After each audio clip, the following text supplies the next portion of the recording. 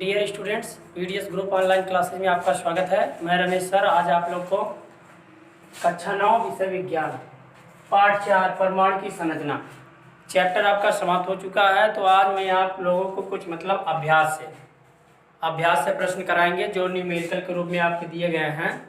तो यानी आपके किताब से जो एनसीईआरटी किताब है, न्यू किताब लगी हुई है, उस किताब से पाठ 4 यानी परमाणु की संरचना से संबंधित अभ्यास के प्रश्न दिए गए हैं। उन प्रश्नों को मैं हल करा रहा हूं, जिनको आप देखिएगा और समझिएगा हल करके। और अगर आपको नहीं मिलता तो आप अपनी बुक में भी खोल कर देख सकते हैं। पार्ट 4 में क्वेश्चन नंबर 11 से स्टार्ट है, वहाँ से मैं आपको बता रहा हूँ, तो आप देख लीजिए और आसानी से हल करिए। जो आपको नहीं समझ में आएगा उसको आप कमेंट में मेरे नंबर पर कर सकते हैं कि सर यहाँ नहीं समझ में आया है, आप मुझे बता दीजिए दोबारा। तो मैं आपको अभ्यास सोचता हूँ कि अभ्यास से कुछ रिलेटेड प्रश्न करा दें, ठीक है। तो वही अभ्यास के रिलेटेड प्रश्न कराने चल रहा हूँ। तो पहला नंबर क्या है, एक तत्व यानी यक्स का परमाणु द्रव्यमान कितना है, 16.2 यूनिट है। तो इसके किसी एक नमूने में समस्थानिक 16x8 ये क्या है, परमाणु भार है, ये क्या है, अणु भार है, यानी ये परमाणु भार है, ये क्या है, परमाणु क्रमांक है।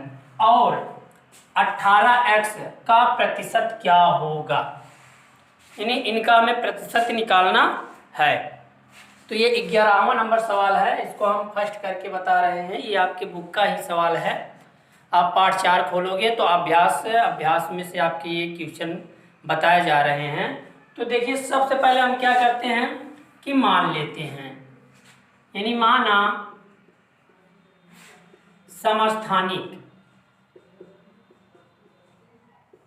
16x8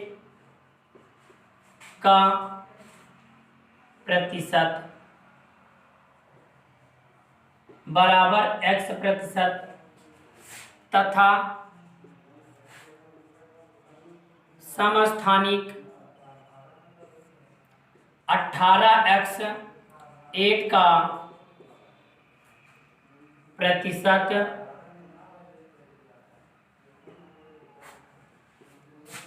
100 माइनस x प्रतिशत, ठीक है। तो ये मैंने मान लिया। और द्रव्यमान कितना दिया है, ये आपका टोटल द्रव्यमान दिया है, यानी इसका द्रव्यमान और इसका द्रव्यमान, दोनों का द्रव्यमान निकाल करके बराबर इसके कर देंगे, ठीक है ना। तो प्रश्न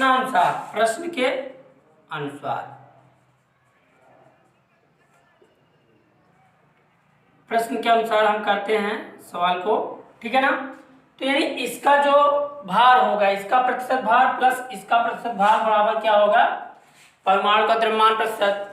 तो देखिए यक्स का प्रतिशत, यानी इसका क्या है, 16 यक्स का, 16 वाले का समस्थानिक, 16 वाले का, तो यानी 16 इंटू यक्स प्रतिशत बटे की प्रतिशत, और प्लस 18 वाले का यानी 100 माइनस यक्स प्रतिशत बराबर क्या हो जाएगा, 16.2 यूनिट, ठीक। तो अब क्या करेंगे, इसको देख लीजिए। इसको हम लिख सकते हैं 16 इंटू यक्स बटे में क्या, 100, प्रतिशत का मान क्या होता है, 1/100 होता है, प्लस 18 इंटू क्या हो जाएगा, 100 माइनस यक्स बटे में क्या हो जाएगा, 100, इक्वल टू क्या हो जाएगा आपका 16.2। यहाँ तक आप कर लिए हैं। तो अब इसको हम अगली हेडिंग के रूप में यहाँ कर देते हैं।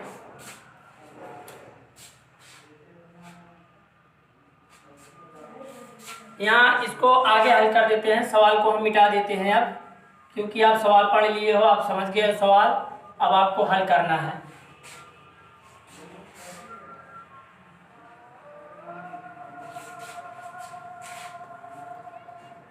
तो देखिए ये आप इसको जब हल करोगे तो ये देखिए ये क्या हो जाएगा, 16x/100 प्लस इसको जब ब्रैकेट तोड़ोगे 18 का मल्टीप्लाई 100 में करोगे क्या हो जाएगा, 1800 माइनस इसमें गुणा करो क्या हो जाएगा, 18x और बटे में 100 बराबर क्या हो जाएगा, 16.2। तो इसको हम मिटा देते हैं।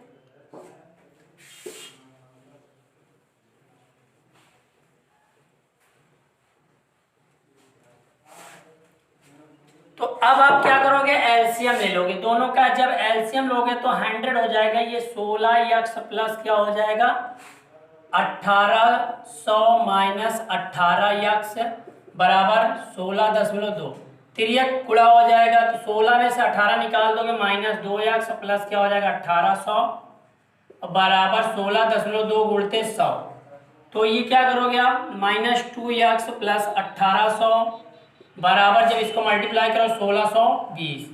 तो अब देखिए ये आपका क्या, ये उधर चला जाएगा या फिर इसको आप उधर कर दो, इसको आप इधर कर दोगे तो 2x बराबर क्या हो जाएगा 1800 माइनस 1620, तो बराबर आपका 2x बराबर क्या हो जाएगा 180।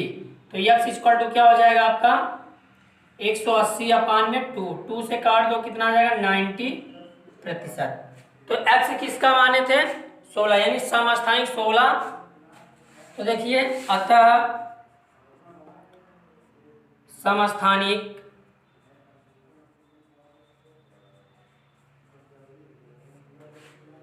16x/8 का प्रतिशत बराबर 90%, ठीक है। और तथा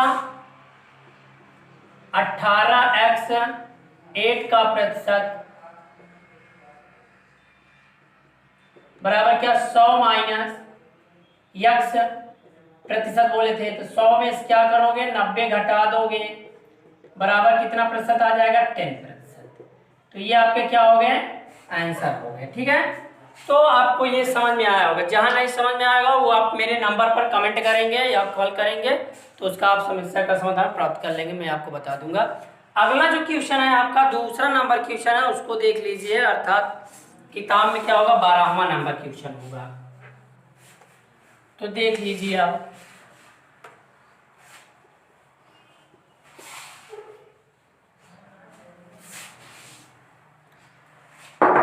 दूसरा नंबर क्वेश्चन है आपका यदि तत्व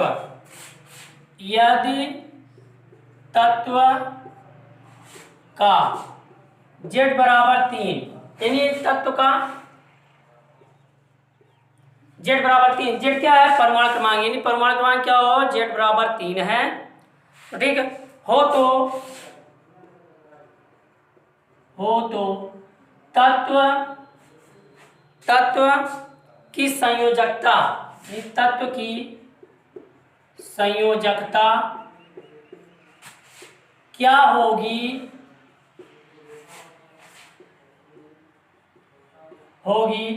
तथा तत्व का नाम क्या होगा, तत्व का नाम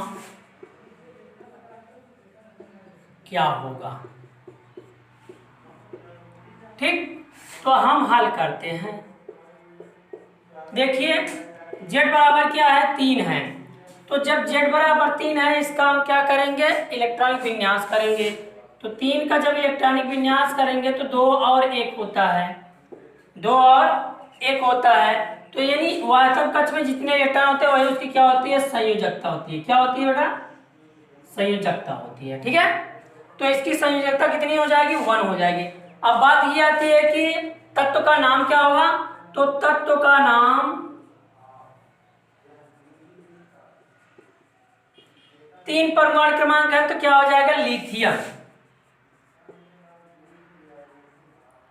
लिथियम होगा। इस तरीके से आप समझ गए। अब आपका अगला क्वेश्चन हम बता देते हैं।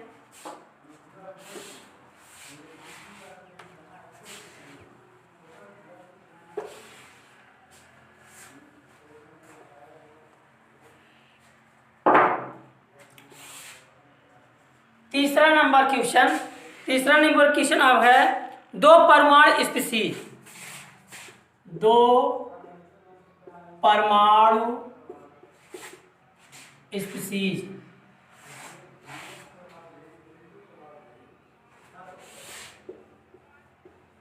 स्पीशीज के केंद्रकों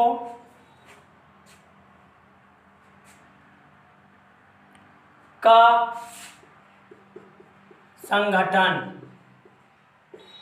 संगठन नीचे दिया गया है, नीचे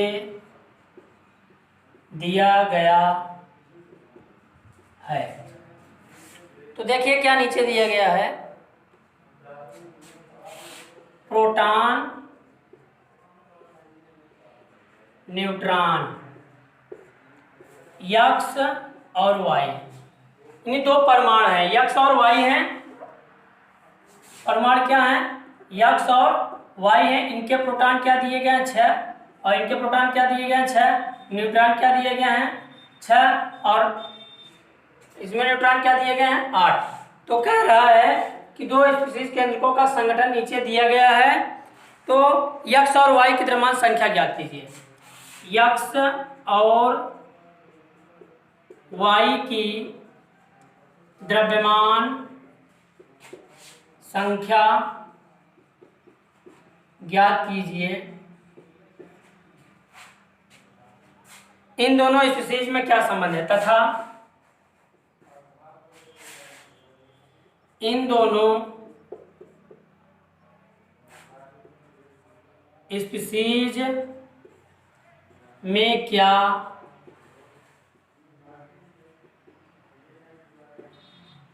संबंध है। ठीक है, तो अब देखिए ये तो आपका प्रश्न ही हो गया यहाँ, तो हम आपको इसी प्रश्न में समझा देते हैं। देखिए ये प्रोटॉन है, ये क्या है, न्यूट्रॉन है। यक्स में प्रोटॉन संख्या क्या है, 6, और इसमें प्रोटॉन संख्या क्या है, 6। इसमें न्यूट्रॉन संख्या क्या है, 8, और इसमें 6, और इसमें न्यूट्रॉन संख्या क्या है, 8। तो आप जानते हो जब द्रव्यमान संख्या निकालेंगे, जैसे यक्स का हल कर लेते हैं, यक्स का द्रव्यमान संख्या बराबर, तो यानी यक्स का द्रव्यमान संख्या बराबर क्या हो जाएगा, यक्स का परमाणु क्रमांक प्लस यक्स का क्या कहते हैं, यक्स का परमाणु क्रमांक और यक्स में न्यूट्रॉनों की संख्या। तो यक्स में परमाणु क्रमांक कितना, 6, और न्यूट्रॉन की संख्या कितनी है, 6। तो 6 + 6 बराबर क्या हो जाएगा, 12 हो गया यक्स का द्रव्यमान संख्या, तथा वाई का द्रव्यमान संख्या बराबर। देखिए 6, इसमें प्रोटॉन की संख्या क्या है, 6, और न्यूट्रॉन की संख्या क्या है, 8। तो 6 + 8 कर दोगे क्या हो जाएगा, 14। यानी आपको यक्स और वाई के द्रव्यमान संख्या ज्ञात हो गया, यक्स के क्या हुए 12 और वाई के क्या हुए 14। इस तरीके से आप समझ गए। अब क्या कह रहा है कि इन दोनों स्पीशीज में क्या संबंध है, यानी यक्स और वाई में क्या संबंध है। तो देखिए इनके परमाणु क्रमांक क्या है, समान है। इनके क्या है, परमाणु क्रमांक समान है, यानी प्रोटॉन की संख्या 6 है, प्रोटॉन की संख्या 6 है। तो इनका संबंध क्या होगा उसको बता दे रहे हैं आपको।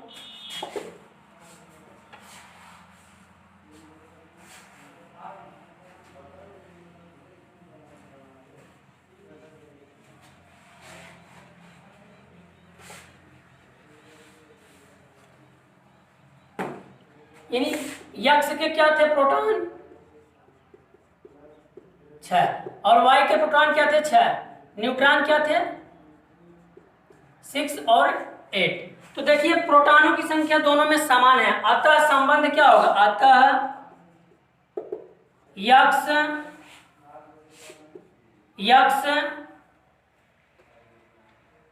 और वाई एक दूसरे के समस्थानिक है।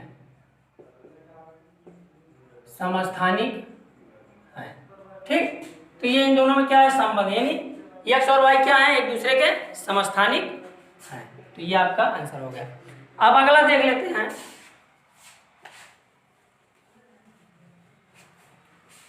चौथा नंबर,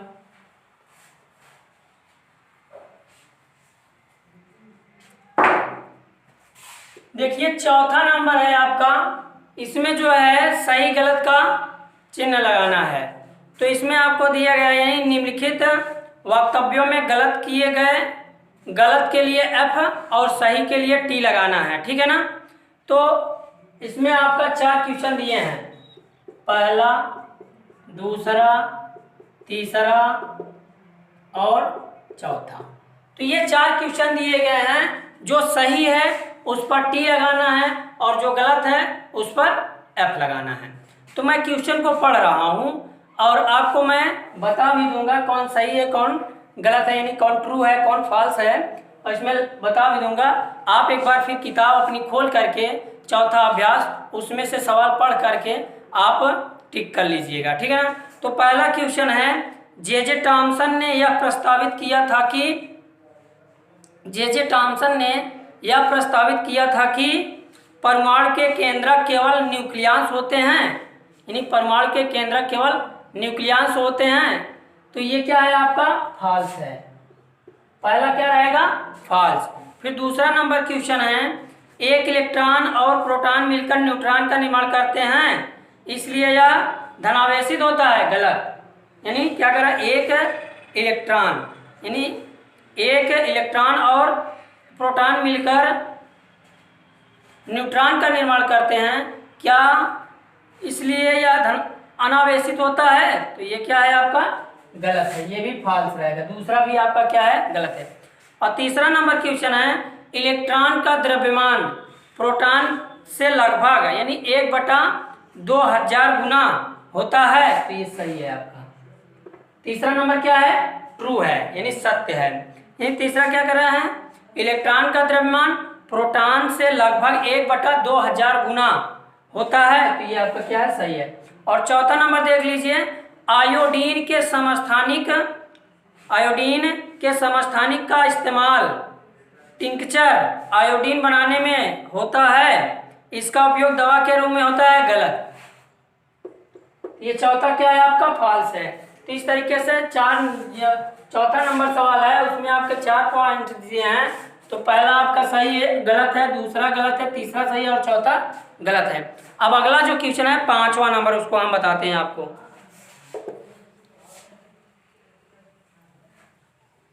तो देखिए 5वां नंबर जो क्वेश्चन है आपका, ये भी क्या है ऑप्शनल क्वेश्चन है।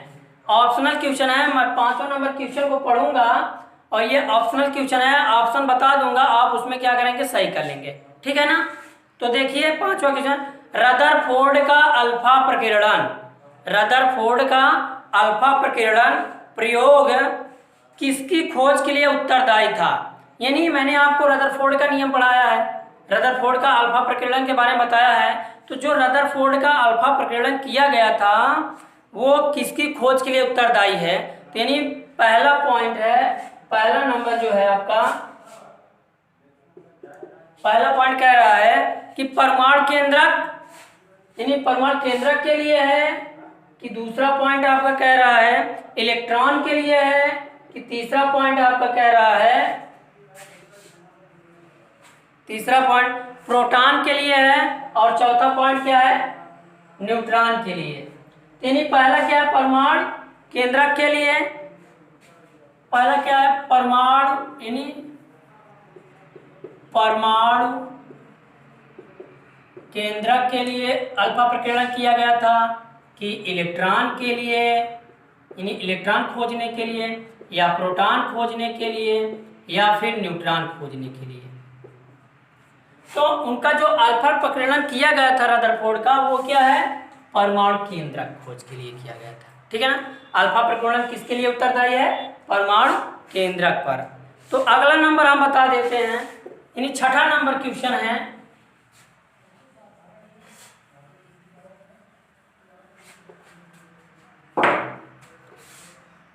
छठा नंबर क्वेश्चन यानी 16वां नंबर क्वेश्चन। देखिए एक तत्व के समस्थानिक में होते हैं, यानी कह रहा है एक तत्व के समस्थानिक में होते हैं, ऑप्शनल है।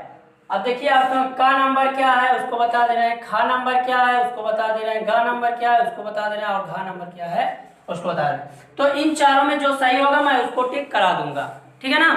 तो इसमें आपका क्या है कि एक तत्व के समस्थानिक में होते हैं क्या, पहला क्या है समान भौतिक गुण, सही है, समान भौतिक गुण तो होता है समान भौतिक गुण। दूसरा क्या है भिन्न रासायनिक गुण, यानी उसमें भिन्न रासायनिक गुण होते हैं। और तीसरा नंबर क्या है न्यूट्रॉनों की अलग अलग संख्या, तीसरा नंबर क्या है न्यूट्रॉनों की अलग अलग संख्या। और चौथा नंबर क्या है भिन्न परमाणु संख्या। तो यानी जो समस्थानिक परमाणु होता है उसमें क्या होता है न्यूट्रॉनों की संख्या अलग अलग होती है। न्यूट्रॉनों की संख्या क्या होगी? न्यूट्रॉनों की अलग अलग संख्या। तो तीसरा नंबर यानी आपका तीसरा ग नंबर सही रहेगा, या फिर अगर सी नंबर होगा तो सी नंबर आपका सही होगा। यानी न्यूट्रॉनों की संख्या अलग अलग होती है। क्या?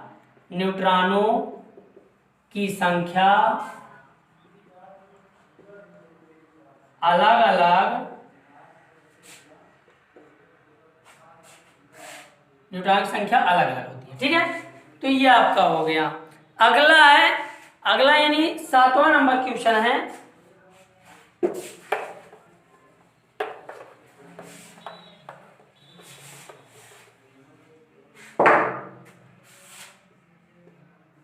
सातवां नंबर क्वेश्चन यानी 17 नंबर क्वेश्चन। तो 7वां नंबर क्वेश्चन क्या कह रहा है कि Cl निगेटिव आयन में संयोजकता इलेक्ट्रॉन की संख्या है। यानी Cl निगेटिव आयन में संयोजकता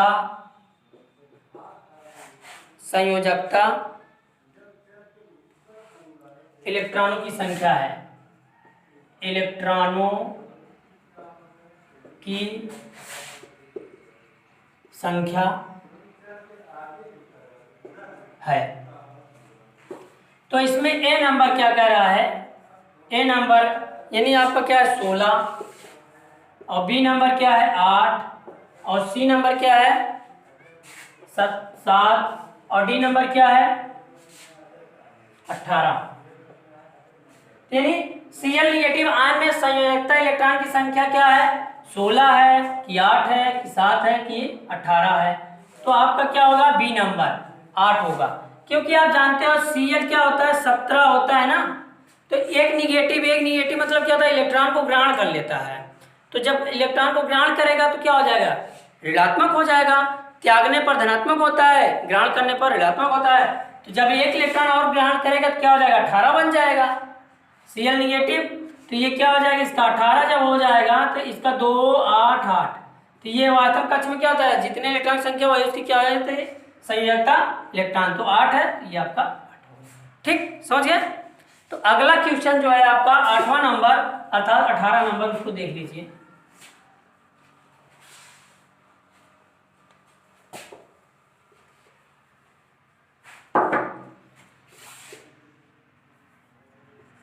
अगला क्वेश्चन है 8वां नंबर। 8वां नंबर क्वेश्चन क्या है मैं आपको पढ़ दे रहा हूं।